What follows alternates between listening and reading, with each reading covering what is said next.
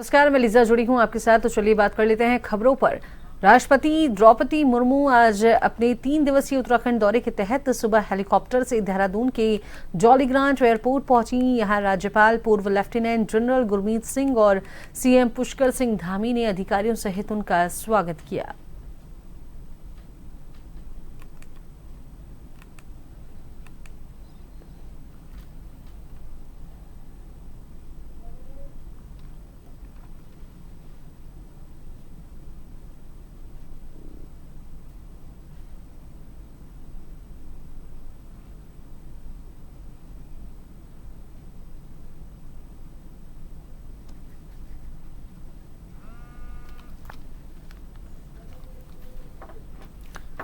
राष्ट्रपति द्रौपदी मुर्मू आज अपने 3 दिवसीय उत्तराखंड दौरे के तहत हरिद्वार में पतंजलि यूनिवर्सिटी के दीक्षांत समारोह में पहुंची, जहां बाबा रामदेव और आचार्य बालकृष्ण ने उनका स्वागत किया।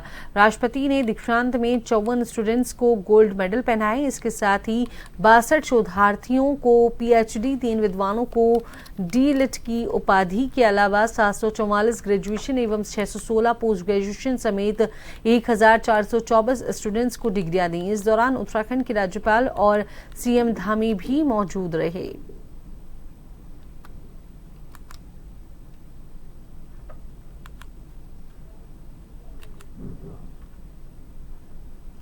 दीक्षांत समारोह आपके जीवन का एक महत्वपूर्ण पड़ाव है। ये केवल एक डिग्री प्राप्त करने का अवसर मात्र नहीं है, बल्कि आपके कठिन परिश्रम और समर्पण का प्रमाण है। आप आज से एक नई यात्रा पर निकल रहे हैं। जैसा पूज्य स्वामी जी ने कहा, मैं इसको दोहरा रहा हूं कि आज से एक नया अध्याय आपके जीवन का प्रारंभ हो रहा है,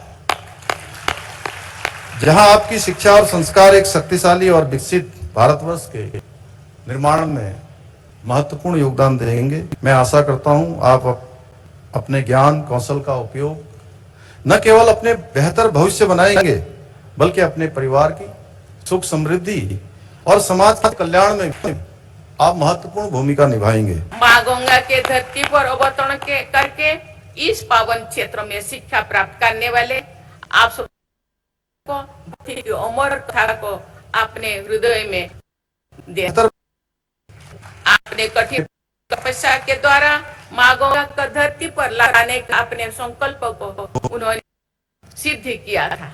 मैं चाहूंगी कि आप सभी विद्यार्थीगण भागीरथी प्रयास को अपना आदर्श बनाकर जीवन निर्माण तथा राष्ट्र निर्माण से जुड़े अपने संकल्पों को सिद्ध करेंगे। व्यक्ति निर्माण से परिवार निर्माण होता है, परिवार निर्माण से समाज और राष्ट्र का निर्माण होता है। उत्तराखंड स्थापना की रजत जयंती के मौके पर आयोजित विशेष सत्र को लेकर कांग्रेस ने सरकार की मंशा पर सवाल उठाए हैं। प्रदेश कांग्रेस अध्यक्ष करण महाना ने कहा है कि ये सत्र वास्तव में विशेष नहीं बल्कि उत्तराखंड का अपमान है। उन्होंने कहा कि जब प्रदेश आपदा से प्रभावित है तब जनता से जुड़े मुद्दों पर चर्चा की उम्मीद थी, लेकिन सरकार ने विपक्ष को बोलने का पर्याप्त अवसर नहीं दिया। महाना ने कहा कि यदि सत्र सोमवार को होता तो मुख्यमंत्री से संबंधित विभागों पर प्रश्न किए जा सकते थे।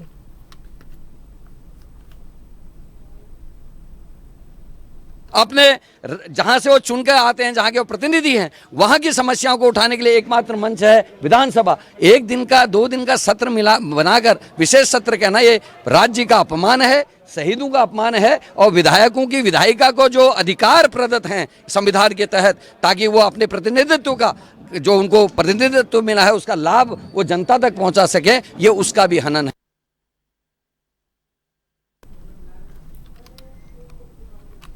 तो वहीं हल्द्वानी की यदि बात की जाए तो हल्द्वानी में महामहिम राष्ट्रपति द्रौपदी मुर्मू के 2 दिवसीय नैनीताल दौरे को लेकर पुलिस और प्रशासन ने सुरक्षा के कड़े इंतजाम किए हैं। जिले में रेड अलर्ट जारी है।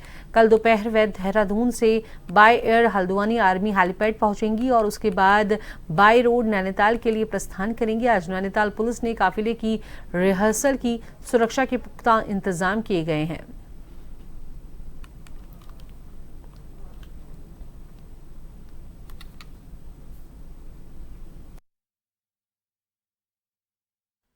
आगामी महामहिम राष्ट्रपति महोदय का नैनीताल जनपद का भ्रमण एवं प्रवास प्रोग्राम है। इसमें राष्ट्रपति महोदय आर्मी हेलीपैड में लैंड होते हुए हल्द्वानी में, वहाँ से रूट होते हुए नैनीताल में राजभवन में पधारेगी और वहाँ पर रात्रि विश्राम है और अगले दिन दिनांक 4 नवंबर को राजभवन से कैंची धाम प्रस्थान करेंगे और कैंची धाम में बाबा नीम करौली महाराज का जो कैंची धाम मंदिर में दर्शन पूजा पाठ सब रहेगा। इसके लिए उचित प्रबंधन किया गया है। साथियों, मैं आपको बता दूं, माननीय डीजीपी साहब के निर्देशन में और हमारे सभी उच्चाधिकारियों के निर्देशन में एडीजी एलओ साहब यहाँ पर हमारा मार्गदर्शन दिया है।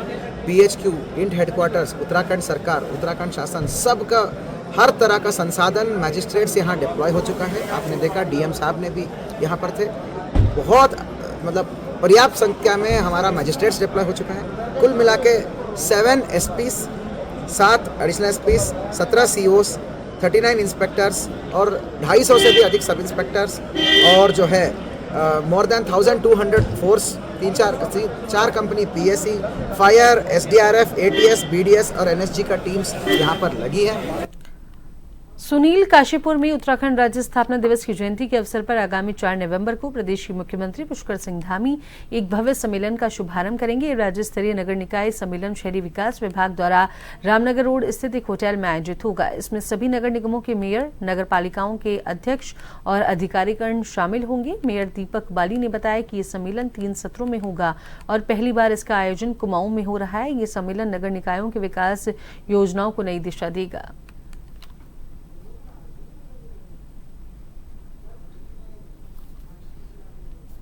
इस बार उत्तराखंड राज्य का रजत जयंती समारोह पूरे धूमधाम से मनाया जा रहा है प्रदेश भर में।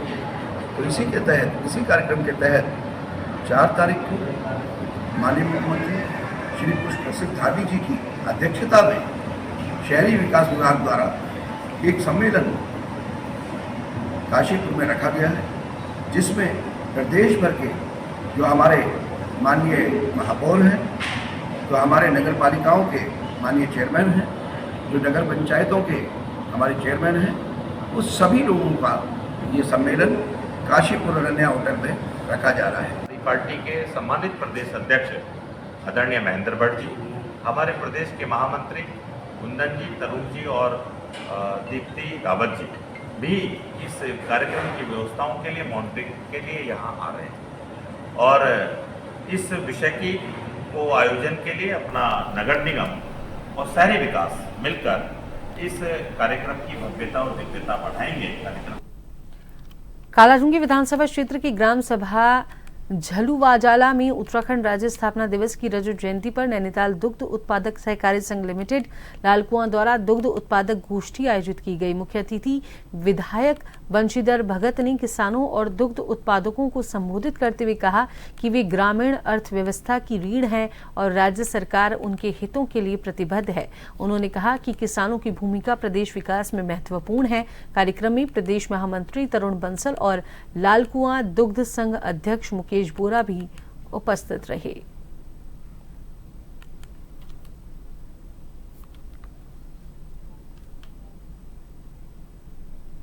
देखिए, दुग्ध समितियों का ये दुग्ध उत्पादक गोष्ठी है। इसमें लोगों ने अपनी बात कही है, विभाग ने अपनी बात कही है और मैं समझता हूँ दुग्ध उत्पादन कृषि के साथ एक साइड बिजनेस है। अगर ढंग से दुग्ध उत्पादन किया जाएगा तो उनकी फसल बच जाएगी, इतना तो हो ही जाएगा। अपना जो दैनिक खर्च है वो दूध से पैसे से हो जाएगा। तो इससे अधिक भी है।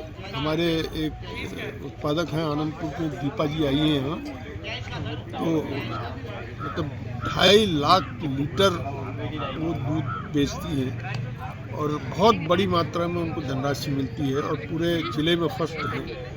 अब उन्होंने एक अच्छा व्यवसाय कर दिया है अपना। मैं वहाँ खुद 2 बार गया हूँ। ऐसे ही सब लोग करें तो साइड बिजनेस अच्छा है खेती के साथ, और जिनकी खेती इतनी है कि भूसा घर का हो जाता है उनको तो बहुत ही अच्छा प्रॉफिट हो सकता है। ये पूरे प्रदेश में हमारे माननीय मंत्री सौरभ अगोड़ा जी के दिशा निर्देशन में सभी 13 जनपदों में इस तरह के 1 तारीख से लेकर 9 तारीख तक भव्य आयोजन किए जा रहे हैं। उसमें नैनीताल दुग्ध संघ में आज लगभग 40 दुग्ध समितियों में गोष्ठियों का आयोजन हुआ है और लगभग 4000 लोग 40 समितियों के माध्यम से आज गोष्ठियों में प्रतिभाग किया है और हमने 2 गोष्ठियाँ बड़ी करी हैं। उसमें एक रामनगर में भी गोष्ठी थी जिसमें 600 के करीब उत्पादक थे और यहाँ की गोष्ठी में लगभग 250 से 300 उत्पादक यहाँ पर उपस्थित था। तो उसमें हमने जो सरकार की जन कल्याणकारी योजनाओं की चर्चा हम रोज करते रहते थे कि आज हमने उत्सव के रूप में मनाने की उससे सभी जो हमारे उत्पादक उनका स्वागत किया, अभिनंदन किया। और मैं कह सकता हूँ कि जो हमको माननीय मंत्री सौरभ बोगड़ा जी ने 1.5 लाख लीटर उत्पादन का लक्ष्य दिया है उसको पूरा करने के लिए हम सतत प्रयास कर रहे हैं। कांग्रेस ने पूर्व विधायक राजू भंडारी के बयानों पर जोरदार पलटवार किया है। कांग्रेस प्रदेश प्रवक्ता शिषपाल बिष्ट ने कहा कि राजू भंडारी को अपने फैसले पर पछतावा हो रहा है। भाजपा में जाकर उन्हें न पद मिला न सम्मान। जनता ने उपचुनाव में सबक सिखा दिया है और आम चुनाव में भी जवाब देने के लिए तैयार है।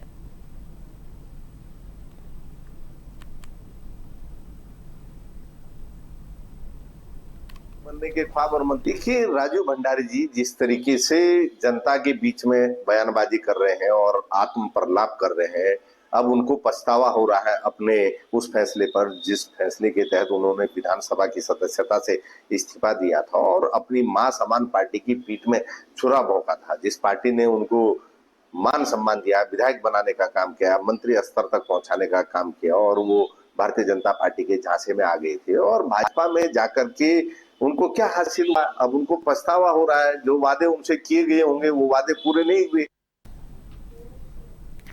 चलिए वक्त तो चला एक छोटे से ब्रेक का।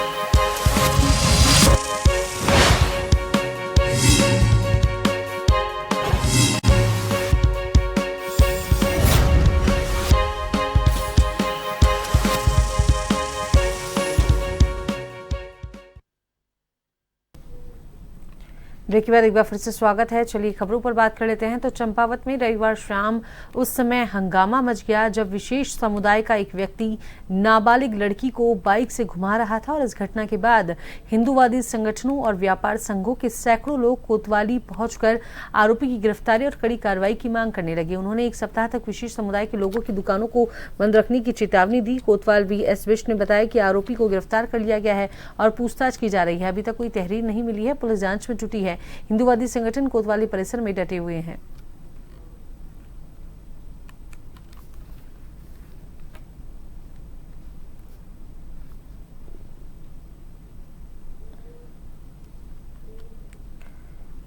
रामनगर में एक दर्दनाक हादसा सामने आया है। 4 मासूम बच्चों ने पटाखे के मसालों को इकट्ठा कर बोतल में भरने की कोशिश की, जो कि उनके लिए जानलेवा साबित हुआ। अचानक हुए विस्फोट में एक बच्चे के हाथ बुरी तरह क्षतिग्रस्त हो गया, जबकि 2 अन्य बच्चे भी घायल हुए हैं। हादसे के बाद पूरे इलाके में दहशत का माहौल है। धमाके के बाद ग्रामीण मौके पर दौड़े और तुरंत बच्चों को रामदत्त संयुक्त चिकित्सालय रामनगर ले जाया गया। डॉक्टरों ने प्राथमिक उपचार के बाद गंभीर रूप से घायल मोहन रौतेला को हायर सेंटर उच्च चिकित्सालय के लिए रेफर कर दिया, जबकि अन्य दोनों बच्चों का इलाज रामनगर अस्पताल में जारी है। घटना की सूचना मिलते ही पुलिस और प्रशासन की टीम मौके पर पहुंची। पुलिस ने हादसे की जांच शुरू कर दी है।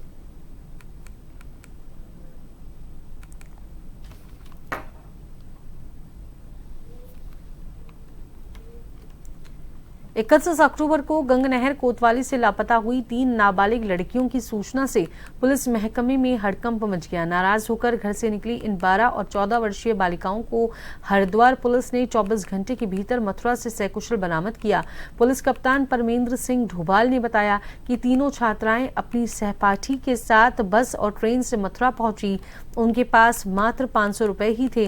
पुलिस टीम ने कुशल नेतृत्व में तीनों छात्राओं को सकुशल बरामद कर सफलता हासिल की और उनकी सराहना की।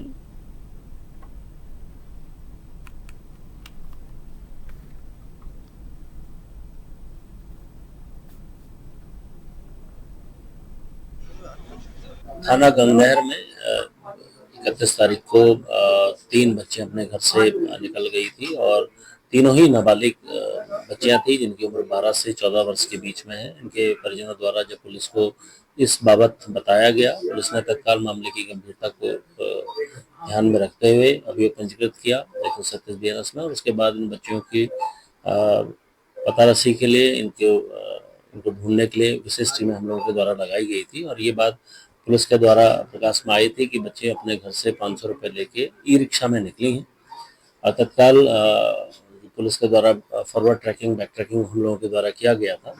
इसमें ये बात संज्ञान में आया था कि बच्चियां यहाँ से रिक्शा करके हरिद्वार रेलवे स्टेशन तक गई हैं और वहाँ से जो वहाँ के सीसीटीवी कैमरा वगैरह चेक किया तो ये पता लगा कि मथुरा की वो गाड़ियों में बैठी हैं। तत्काल पुलिस ने जितने भी स्टेशंस यहाँ से लेकर मथुरा तक के बीच में पड़ते हैं सभी को अलर्ट किया था। सभी जीआरपी थाना और आरपीएफ के साथ हम लोग लगातार संपर्क में थे। इस बीच ही हमें क्लियर हुआ कि बच्चियां मथुरा पहुंच गई हैं। मथुरा के जीआरपी से संपर्क करके बच्चियों को वहीं हम लोगों के द्वारा शेल्टर किया गया। उसके बाद कल यहाँ से टीम भेजी गई जिनको बच्चों को रिकवरी करके लाया जा रहा है। इसमें मैं अपना गंगनहर थाना पुलिस को, सीओ और एसपी ग्रामीण को बधाई देता हूँ। रामनगर कोतवाली पुलिस ने नशे के खिलाफ अभियान चलाते हुए एक बड़ी कामयाबी हासिल की है। पुलिस ने कैंटर वाहन में अवैध गांजे की तस्करी कर रहे तस्कर किशन चंद जोशी को गिरफ्तार किया। चेकिंग के दौरान वाहन की तलाशी लेने पर 3 कार्टन में 44 किलो से अधिक अवैध गांजा बरामद किया। बरामद गांजे की कीमत 2,25,000 रुपए बताई जा रही है। आरोपी के खिलाफ मुकदमा दर्ज कर उसे कोर्ट में पेश किया गया।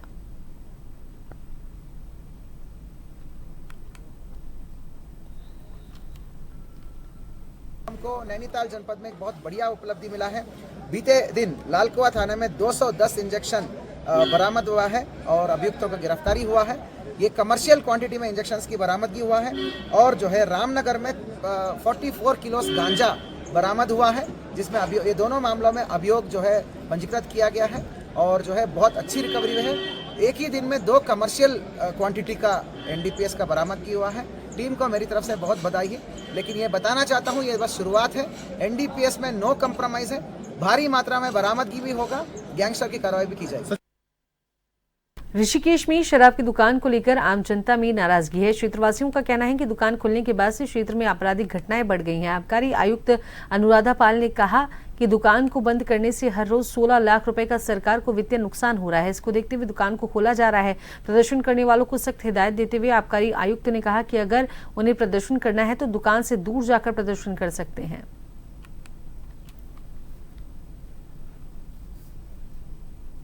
देखिए, जो ढालवाला वाली दुकान है जिसमें ये आंदोलन किया गया है, ये आंदोलन एक तरीके से ऐसा लगता है कि उनके अपने वेस्टेड इंटरेस्ट की वजह से हो सकता है, क्योंकि दुकान का, व्यापारी का किसी से कोई लेना देना नहीं था। इस जो भी इंसिडेंट हुआ उस इंसिडेंट से दुकान का कोई लेना देना नहीं था और ये प्रचारित किया जा रहा है, उसके पीछे की सारी चीज़ें निकाली जा रही है, जबकि सब प्रक्रिया पूर्वक हुआ है, सारी प्रक्रियाएं क्लियर हैं और सब अच्छे से दुकान चलाई गई है।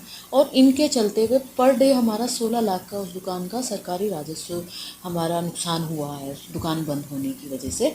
लेकिन अभी उसका स्टेटस है, अभी दुकान खुल गई है, चूँकि हाई कोर्ट ने भी ये माना है और हाई कोर्ट ने भी बोला है कि नहीं, ये दुकान को किसी भी तरह की बाधा नहीं होनी चाहिए। जिनको प्रोटेस्ट करना है, जो ओवरऑल इसके खिलाफ है, वो दूर जाकर कहीं प्रोटेस्ट करें या ना करें, वो अलग मुद्दा है, लेकिन किसी भी हालत में लॉ एंड ऑर्डर की सिचुएशन को बर्दाश्त नहीं किया जाएगा और सरकारी जो चीज़ें हैं उनको उन पर ये इस तरह के आंदोलन नहीं किए जाएं।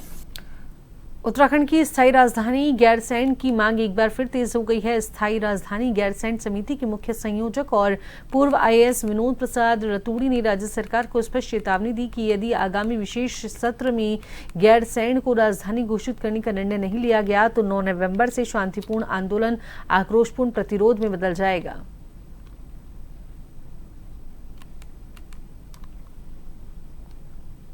अगली कड़ी में हम 9 नवंबर 2025 को कर्णप्रयाग में 11 बजे से धरना प्रदर्शन कर रहे हैं कि गैरसैंण को स्थायी राजधानी सरकार घोषित करे।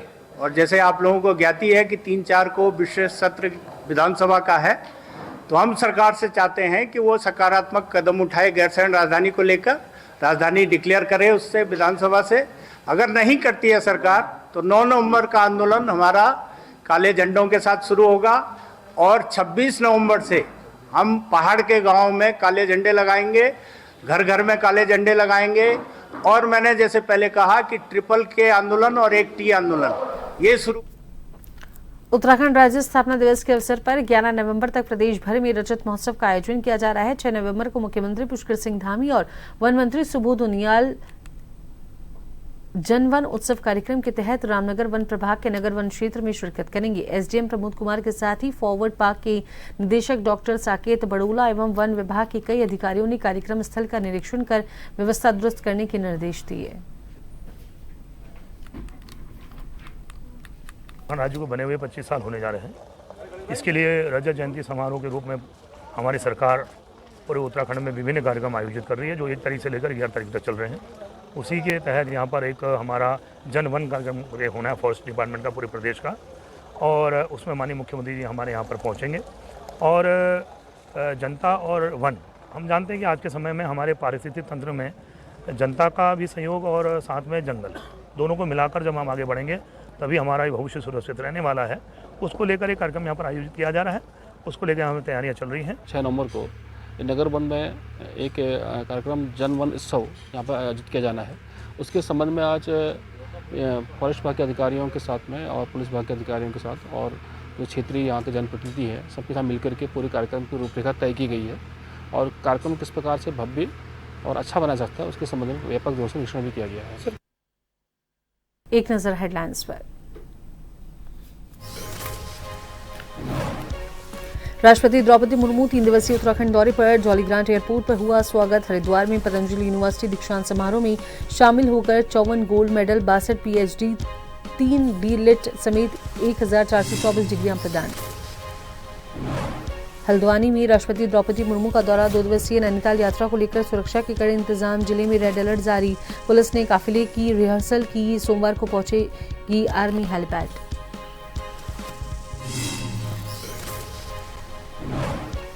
उत्तराखंड स्थापना दिवस पर काशीपुर में भव्य सम्मेलन, सीएम पुष्कर सिंह धामी करेंगे शुभारंभ।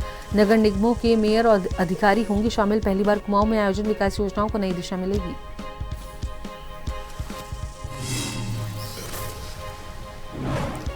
गंगनहर कोतवाली से लापता 3 नाबालिग लड़कियां बरामद। हरिद्वार पुलिस ने 24 घंटे में मथुरा से सकुशल किया रेस्क्यू। 500 रुपए लेकर घर से निकली छात्राएं, एसपी ढोभाल ने की टीम की सराहना।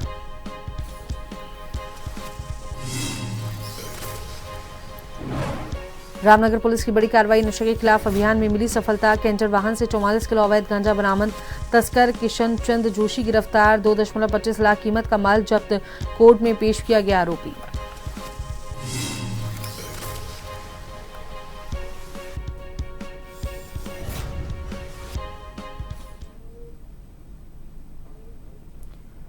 अभी के इस बुलेटिन में इतना ही। बने रहिए जन टीवी के साथ। नमस्कार।